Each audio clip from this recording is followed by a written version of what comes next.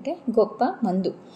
ఏ doctor ఇవ్వలేని, ఏ pharma company తయారు చేయలేని అతి గొప్ప మందేమిటంటే, జీవితంలో మంచిగా సెటిల్ అయి ఆ తర్వాత రెస్ట్ తీసుకోవాల్సిన వయసులో ఆరోగ్యం బాగోలేదని హాస్పిటల్కి తీసుకెళ్తే ఆ డాక్టర్ మెడిసిన్ రూపంలో దొరకనిది ఫ్రెండ్షిప్ అనే మందు రాశాడు. అది చూసి చదివిన ఆయన పిల్లలు ఒక్కసారిగా షాక్ అయ్యారు. డాక్టర్ ఈ విధంగా వాళ్ళకి సమాధానం ఇచ్చాడు. మీ నాన్నగారు రిటైర్ అయ్యాక మీరందరూ ఆయన్ని ఇంటికి పెద్దరాయుడిగా చూసేసి నోటికి ప్లాస్టర్లు వేసేశారు. ప్రతి మనిషిలో ఒక వెలితి ఉంటుంది, దాని పేరే స్నేహం.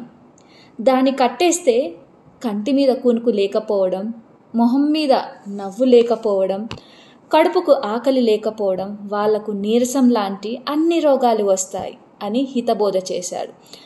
అందరికీ వాళ్ళు షాక్ అయ్యారు.